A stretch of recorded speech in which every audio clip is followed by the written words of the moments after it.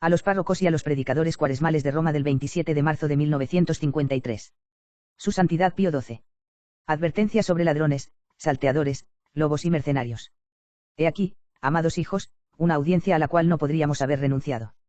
Tan pronto como nuestras fuerzas nos lo permitieron, nos apresuramos a llamarlos a nuestro alrededor, a quedarnos un poco con ustedes, a hablarles con nuestro corazón aún más que con nuestros labios. Vuestra presencia aquí es motivo de profunda alegría y nos apremia a manifestaros nuestra alegría más viva. En efecto, si tanta alegría nos da siempre el encuentro con los fieles de Roma, cuánto mayor debe ser poder encontrarnos con vosotros, que compartimos con el obispo de la ciudad, con vuestro obispo, las angustias, las inquietudes, los temores, las esperanzas, en una palabra, la pastoral.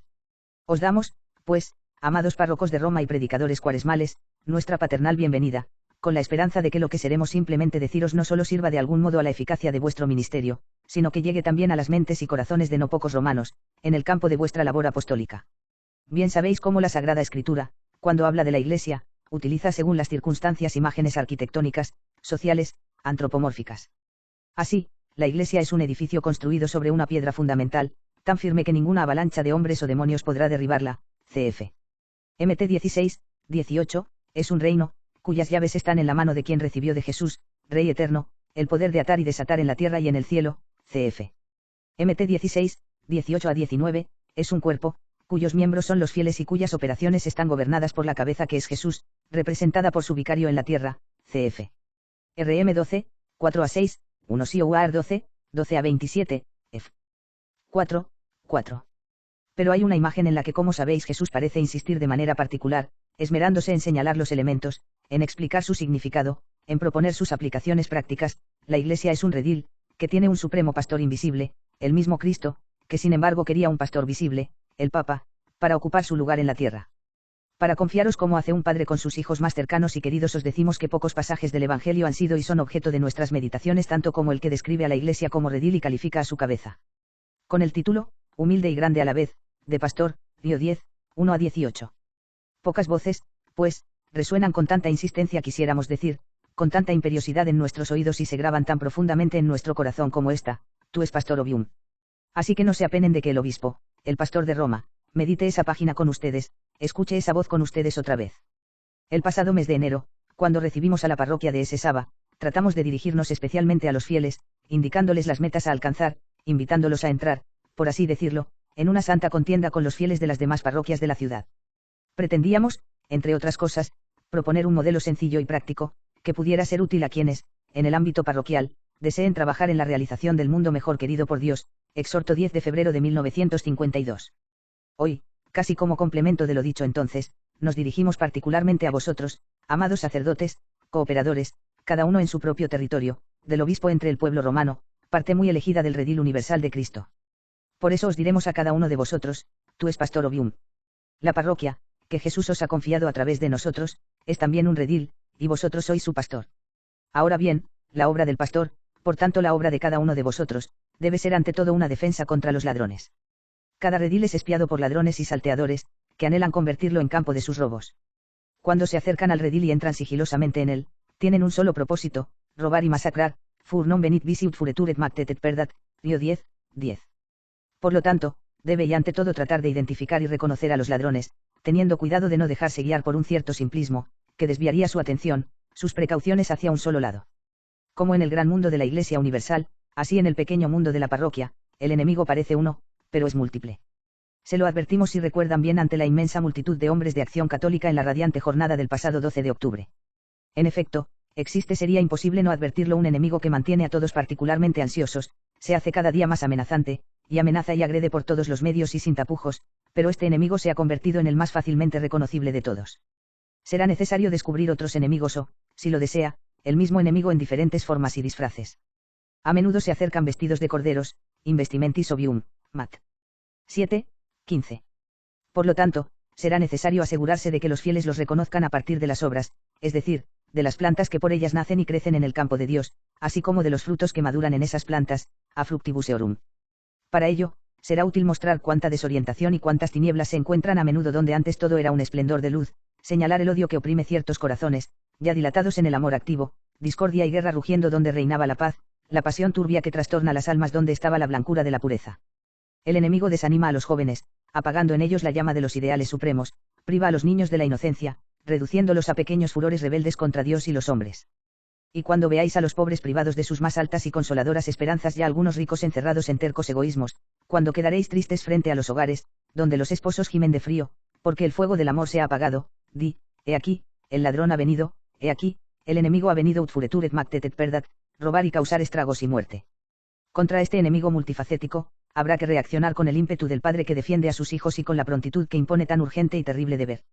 Sabemos que nuestros párrocos romanos velan desvelados y se cansan y luchan por evitar la masacre en su propio redil, o al menos por reducir los daños. Cada uno de vosotros es, con nosotros, un pastor en el redil, tú es pastor obium. Pero he aquí una inquietud de Jesús: si en lugar del buen pastor hubiera solo un mercenario para cuidar el redil, podría suceder que el rebaño quedara desatendido, o incluso se perdiera, tan pronto como los aullidos de los lobos hicieran se escuchó. Habido de presa, listo para el asalto, mercenarius. Vidit lupum venientem et dimitito ubs et fugit, et lupus rapit et dispergito ubs, y 10, 12. Hoy las condiciones del clero difícilmente pueden ser motivo de atracción humana, como quizás lo fueron en otros tiempos.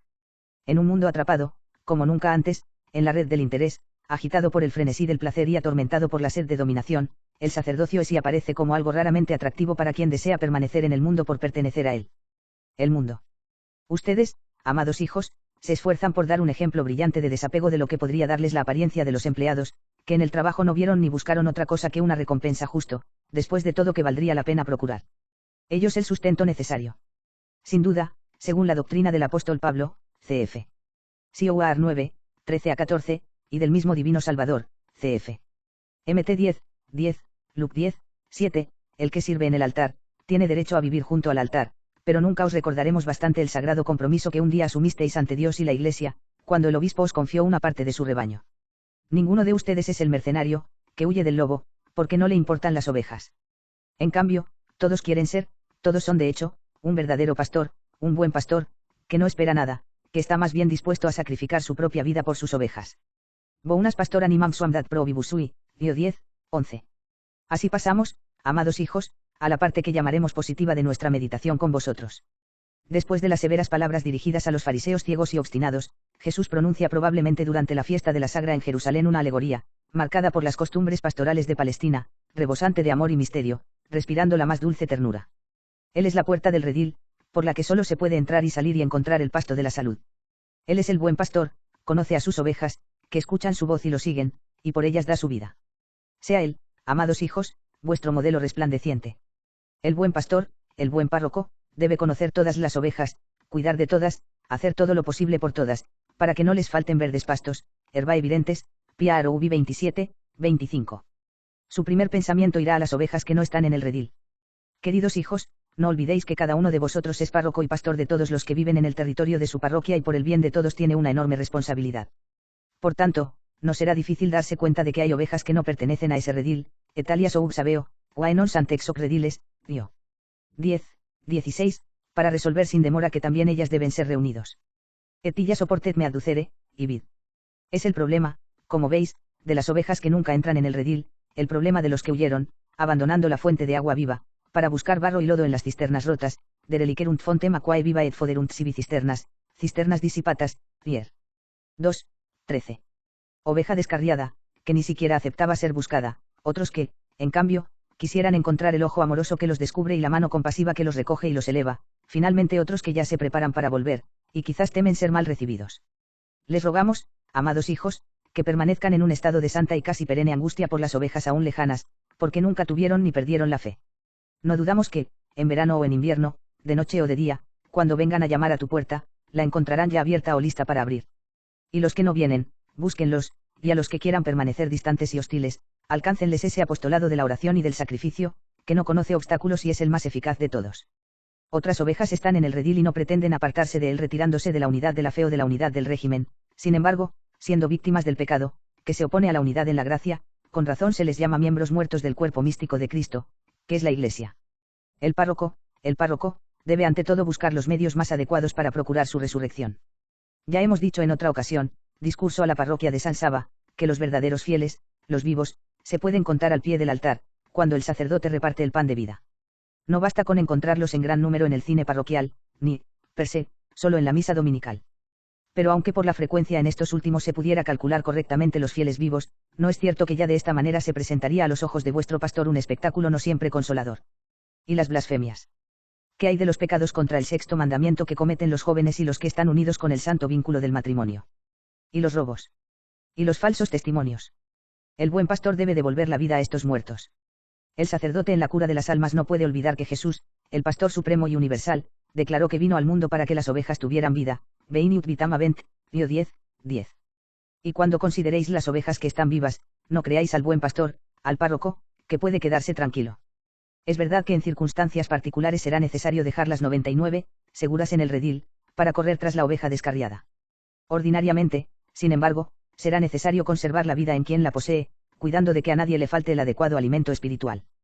Por el contrario, habrá que no contentarse con conservar, también será necesario aumentar la vida divina en las almas. Veniut vitam habent et abundius habent, Dio 10, 10 proclamaba al Redentor, es decir, esta era también la preocupación de los otros pastores encargados de las distintas porciones de su rebaño en el redil de la Iglesia. Este es el problema urgente de los católicos militantes. Ya lo hemos hablado a los fieles de San Saba y desde aquí pretendemos renovar nuestra recomendación de que aumenten en número y calidad.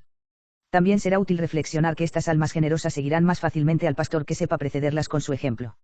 El buen pastor, cum proprias obs einiserit, ante casvadit, et obs iuin secuntur, Dio.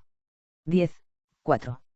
Quizá alguno de vosotros sienta con dolor el agudo contraste entre la admirable alegoría del buen pastor y la dura realidad del presente.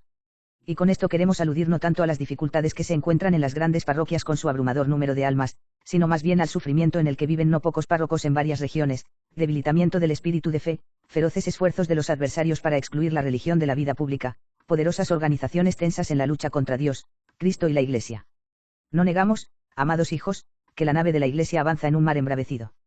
Sin embargo, cuanto mayores son las dificultades, más debemos mantener la paz interior y elevar el corazón a Dios. Vivimos de la fe, cf. Rom 1, 17. Pero la fe implica un abandono incondicional en Dios, independientemente de cualquier cálculo humano de las posibilidades de un éxito favorable. En el momento en que empecemos a dirigir nuestro trabajo de acuerdo con tal cálculo, nos alejaremos del sentido de la fe. Además, no debemos olvidar que el camino de la Iglesia es el camino de la cruz, y que seguir a Jesús cargando la cruz es el deber primordial del sacerdote. Con razón se ha observado que en la historia de la Iglesia hay periodos en los que se siembra principalmente la semilla del desarrollo futuro. Las generaciones futuras luego vuelven a poner la rica cosecha en los graneros. Estamos ahora en una era similar de siembra prometedora. De todos modos, si el mal en nuestros días ha aumentado su poder, esto es aún más cierto que el bien, y la Iglesia ha podido registrar en nuestros tiempos ejemplos muy luminosos de celo ardiente por la gloria de Dios y por la salvación de muchos. Almas inmortal. El número de los que quieren permanecer fieles a Cristo y a su Iglesia merece siempre el pleno uso de vuestras fuerzas, y en cuanto a los lejanos y enemigos, que les sea válido el holocausto de vuestras oraciones, de vuestros esfuerzos, de vuestras angustias, y hasta de vuestras esperanzas tal vez frustradas. Corazón amplio, valor imperturbable, confianza inquebrantable, sean ellos el sostén de vuestra vida, y con este deseo impartimos de corazón a vosotros, a todo el clero y pueblo romano, nuestra bendición apostólica.